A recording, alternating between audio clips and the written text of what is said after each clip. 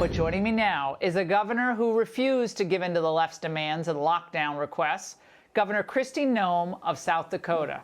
Governor, it's great to have you on tonight. You have been lambasted in the press for not stripping your residents of their basic freedoms and their right to work and go to school. But here we are about now 6 months into this pandemic, and South Dakota still has a death rate 11 times lower than New York's per 100,000 people. Amazing. Yeah, we're doing very well, Laura, and that's really the story that needs to be told, is that I trusted my people. They trusted me. They took personal responsibility for dealing with this virus, and we're doing very well. Not only do we have one of the lowest death rates, we've got about 40 people that are in the hospital today statewide. Our infection rates are low. Our job losses are low. Our economy is doing better than virtually any other state. And I think it's a real testimony to what could have been possible in many of these other states. The governors just made the wrong decisions. Well, despite this overwhelming evidence, Governor Noem, including, as you just said, from your state, the left is still urging national lockdowns. Watch. Lockdowns work, quarantine works, isolation works, wearing masks work, contact tracing works. These things work, and we're not doing them. If we were to lock down hard for a month or 6 weeks, we could get the case count down so that our testing and our contact tracing was actually enough to control it. Governor, your state proves this is just not the case, and we don't need to strip the people of their freedom to fight the virus.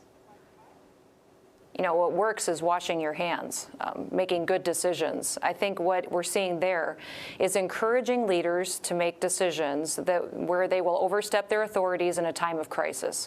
And that's how we lose this country, Laura. That is exactly what's happening, is that we are allowing them to take control of our country in a way that we haven't seen before. So we need a few people to stand up, read our history, talk about the importance of our Constitution, and the fact that these governors need to recognize that they need to uphold those freedoms that we hold so dear and allow these people to take care of their families and make the right decisions and deal with this virus much like we do every other challenge that comes our way, and Americans tackle it together. What I'm frustrated by is just the Go ahead. Sorry, what would have happened to your state's economy had we listened to this Dr. Hazeltine or any of these other officials, Neil Kashkari at the Fed? I don't know why he's supposedly an expert at this, but what would have happened to your economy and your people? Well, they would have been devastated. We would have lost businesses. Families would have lost their homes.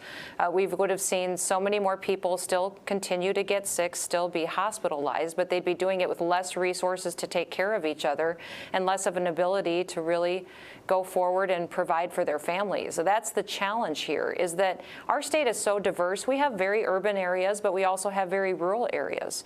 And a blanket approach doesn't make sense for the entire state of South Dakota. It doesn't make sense for this entire country. And that's why we need local leaders to trust people in their communities to make the decisions that work best for them.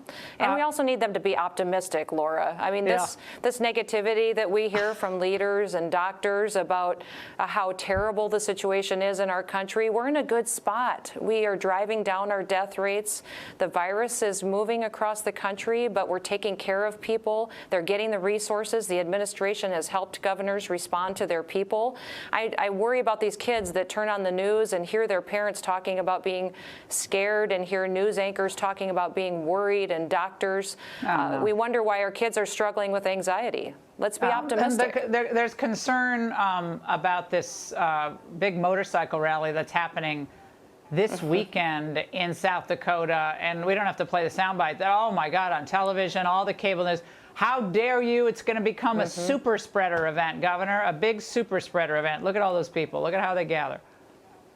Well, we've had several big events in South Dakota already. We had the first spectator-attended professional sport. The professional bull riding was held in South Dakota. We had the July 3rd event and saw no increase in cases because of that crowd that gathered to celebrate our country's freedom and independence. People have been gathering. We've been back to normal for over 3 months here in South Dakota. So we know we can have these events, give people information, let them protect their health, but still enjoy their way of life and enjoy events like the Sturgis Motorcycle Rally. We hope people come. Our economy benefits when people come and visit us.